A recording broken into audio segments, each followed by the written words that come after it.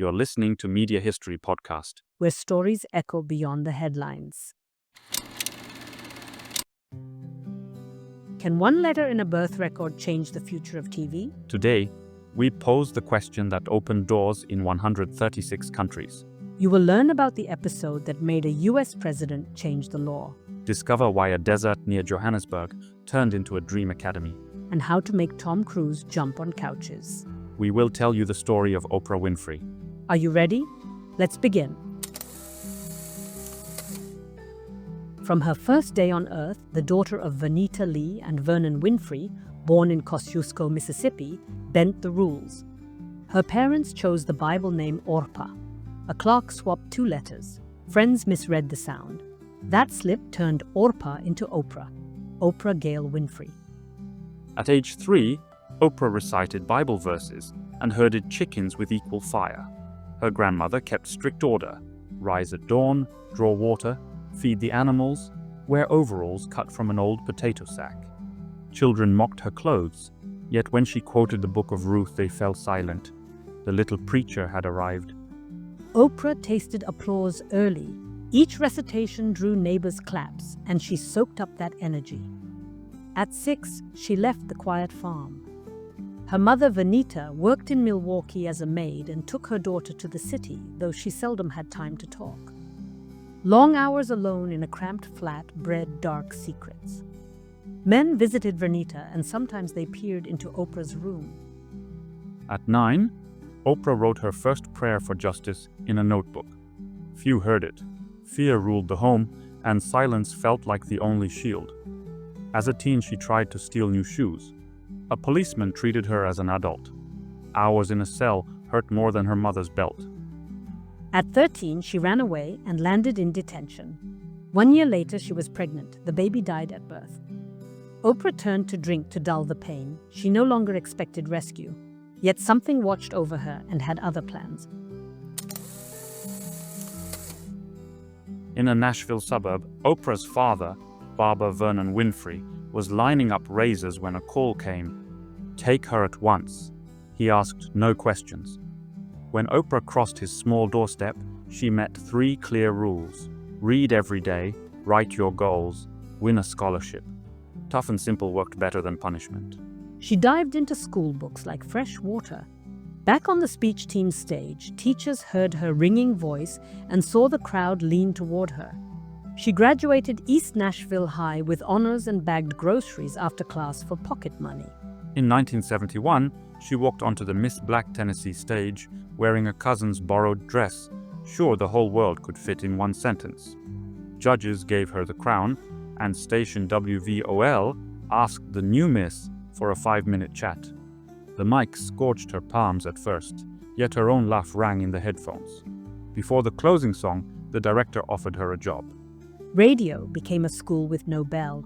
Oprah learned tone, pace, and how to ditch the script when a guest burst into tears. 3 years later, WTVF-TV showed her behind a news desk. Nashville now had its youngest first black anchor. TV brought style, but stole sleep.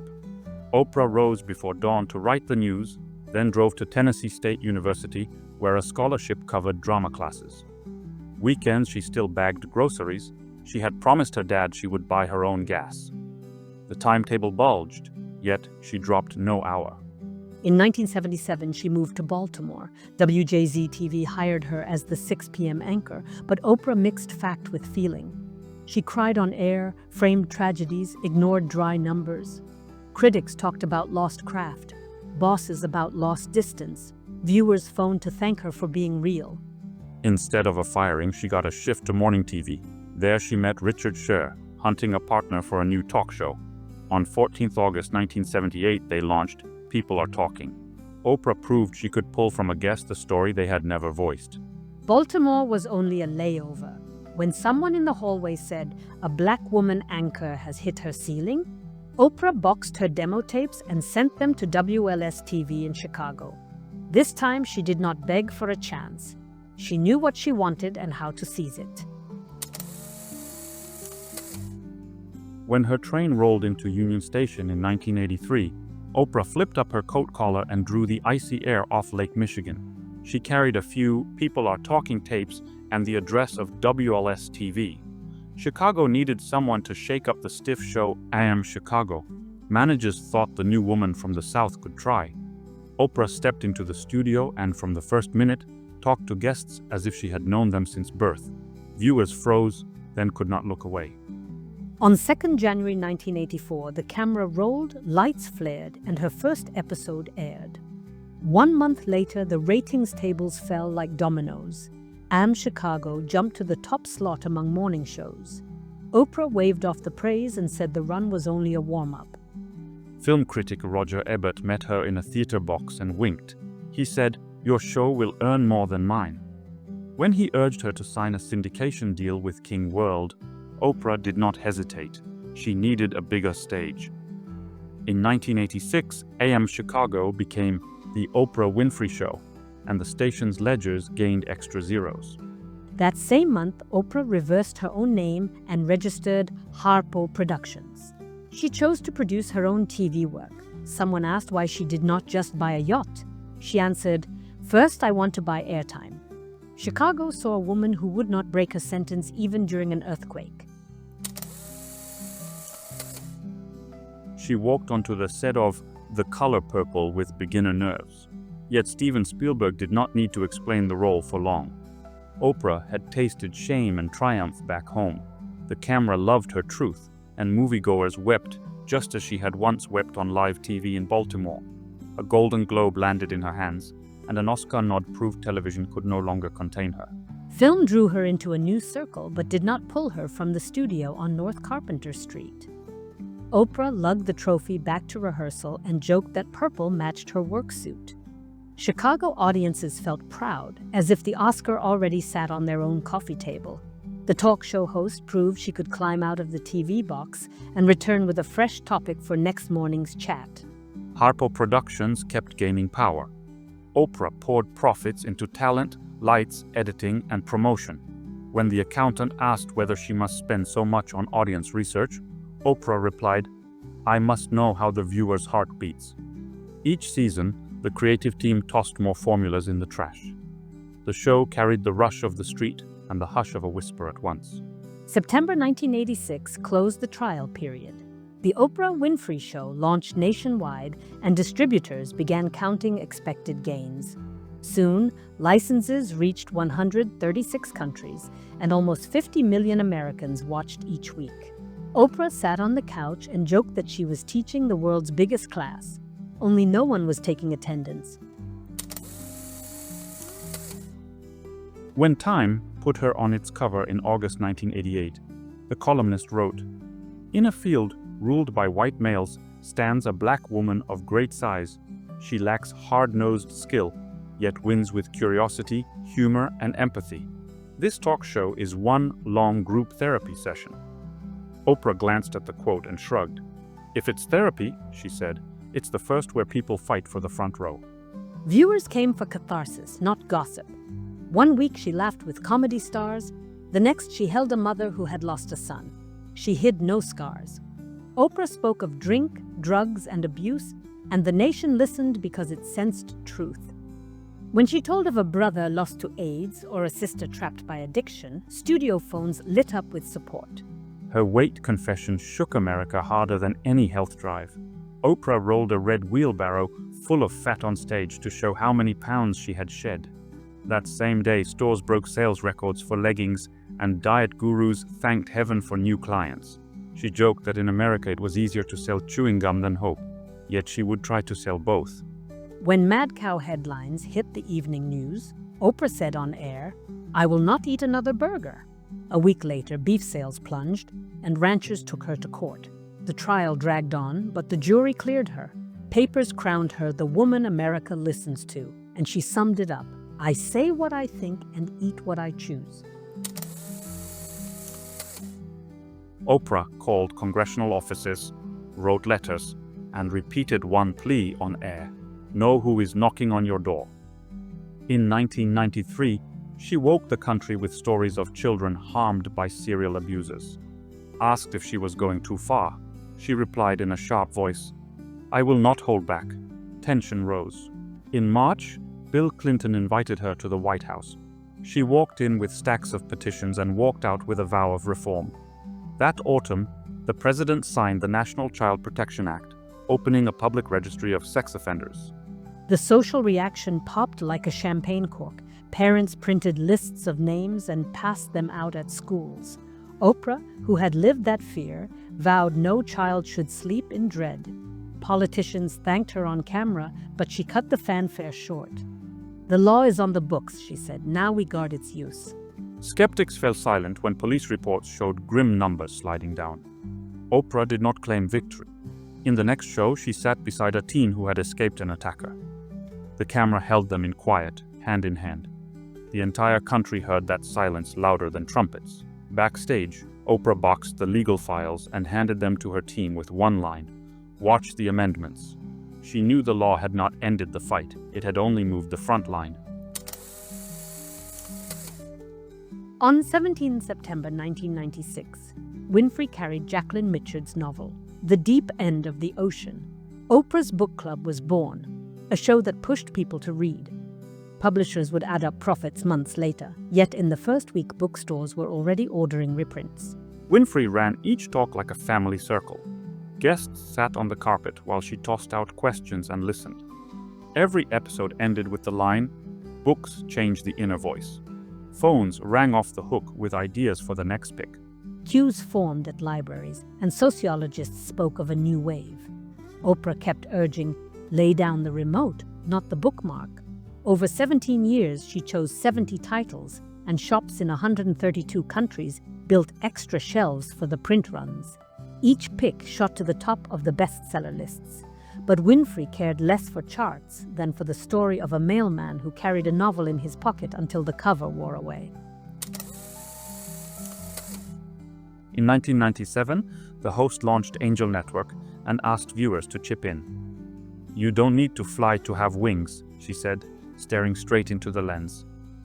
Every Monday, she introduced fresh heroes who spent their own savings on care homes or scholarships. When the first check passed $1 million, Oprah set part of it aside for art students. Then she added the Use Your Life Award, $100,000 each week for people who turned others' dreams into fact. Viewers mailed coins, letters, and photos of filled jars. Every parcel went into a clear case in Harpo's lobby. Studio guests saw mountains of change and understood the message. Big sums begin with cents. Angel Network spread wider after Oprah visited camps raised after Hurricane Katrina. The show switched to crisis mode, and viewers sent food trucks ahead of the federal teams. Winfrey stood in the rain, lifting boxes, and said, "TV cut to ads, we didn't."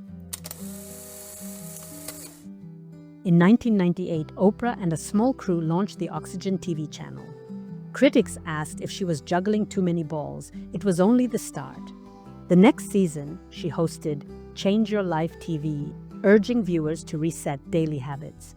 In April 2000, newsstands carried Oh, the Oprah magazine.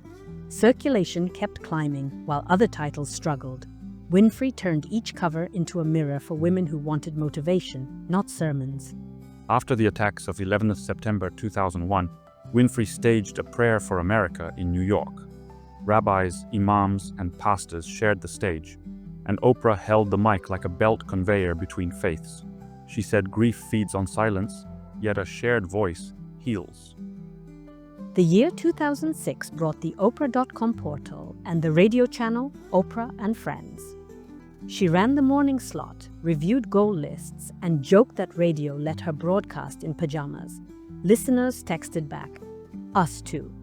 3 years later, the station became Oprah Radio, but the format stayed the same: talk without a teleprompter and without a filter. In January 2007, in Henley on Klip, South Africa, the Oprah Winfrey Leadership Academy for Girls opened. 7 modern buildings, labs, a library, and a theater stood ready for 170 students who gained a boarding home and a chance that will wake beauty in you, the founder said, quoting herself. Not everyone loved the marble hall and beauty salon. Critics called Winfrey lavish, yet Nelson Mandela backed the project. Oprah replied, A desert of inspiration needs a well, so she gave the girls a whole river. Teachers came from Johannesburg, Oxford, and Chicago. Oprah taught by video, saying, "A camera can open a classroom door." Soon, graduates won US scholarships, and papers wrote of talent export under the Harpo label. Winfrey called the pupils "my daughters" and said she did not need biological motherhood when she had so many hearts to feed with courage. For 25 years, The Oprah Winfrey Show shaped US pop culture. Oprah earned 47 Emmys, and viewers saw 4,561 episodes. One legend was her talk with Elizabeth Taylor, who handed over a list of off-limit topics. The live interview with Michael Jackson on 10th February 1993 drew about 90 million viewers. He spoke on skin, surgery, and loneliness without fear. The show broke ground again in 1997 when Ellen DeGeneres calmly said she loved women. In 2005, Tom Cruise bounced on a studio couch, shouting love for Katie Holmes. Familiar faces kept returning. Reporter Gayle King appeared 141 times, Celine Dion 28. Millions found not only star shine but also street-level stories. Kathy Bray told how a gun took her 10-year-old son. Truddy Chase revealed 92 selves. Matty Stepanek read poems while fighting a fatal illness. Season 19 opened with peak empathy and marketing. After the first show, every one of the 276 audience members drove home in a new Pontiac. The gift dazzled, though some frowned when they learned they owed gift tax. On the 13th of September 2010, Oprah announced the final season and flew 300 devoted fans to Australia, with John Travolta at the controls. The last episode aired on the 25th of May 2011. 2 days later, reruns began, yet the host was already steering a new venture. On 1st January, own Oprah Winfrey Network hit the air. Winfrey shut the North Carpenter Street studio door without tears. Another stage awaited. Chicago, for the first time in 25 years, heard silence at 4 p.m. OWN grabbed the baton without losing breath. Viewers met Oprah's masterclass, Super Soul Sunday, and Life Class, where she shared lessons tested on herself. Within a year, the channel added fresh titles. Oprah's Next Chapter launched on 1st January 2012, and that fall, Where Are They Now? Tracked past guests to see if dreams had come true. Oprah joked that TV is a garden. Plants need bigger pots once they grow too large. On 1st November 2019, now partnered with Apple, Oprah's book club returned in a streaming form. In March 2020, she launched Oprah Talks COVID-19, and that summer she introduced The Oprah Conversation, a series with thought leaders from across the globe. She moved the club onto phone screens, yet kept the ritual. Each episode ended in a live talk, and she reminded viewers, a book starts with living, yet ends in talking. Fans treated the rule like house law, and every pick hit the bestseller lists before couriers could unload the vans. When guests admitted they read only headlines, Oprah grabbed the book and asked them to read page 1 out loud. In the hush, you could hear pages tremble, and the clang of cash registers about to sell every copy. In March 2021, the Winfrey Garden turned into a royal box. Meghan Markle and Prince Harry faced the host, and cameras beamed the chat to 70 countries. Oprah cut with surgeon-sharp questions until, when is the baby due? In summer, and the world stopped breathing. 2 months later, Apple TV Plus aired the 5-part film, The Me You Can't See, where Oprah and Harry spoke about grief and depression. She stayed clear of politics, though in 2008 she backed Barack Obama and added hundreds of thousands of votes. In 2013, Obama hung the Presidential Medal of Freedom around her neck. Oprah accepted and joked that the trophy shelf now needed a shelf for fresh stories because a badge will not tell itself. Oprah Winfrey built an empire. Host, author, producer, and actor, public and very, very rich. Today, she is a billionaire. She remembers the poverty she tasted at her grandmother's side, so she stays tender toward others' pain. She still sets the bar high and has no plan for media retirement. When people ask when she will end the ride, she answers, A story begins with a question. I still have thousands.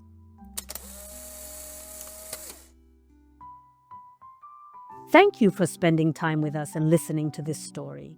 The tale of a girl from Mississippi who turned every audience into family. If it moved you, leave your mark. Like, subscribe, and share. Tell us in the comments who you'd love to hear about next. And dive into our channel for more stories already waiting for you. This has been the Media History Podcast, brought to you by the Reporterzy.info team. Narrated by Małgorzata Dwornik. And Bartłomiej Dwornik. Goodbye, and talk to you soon.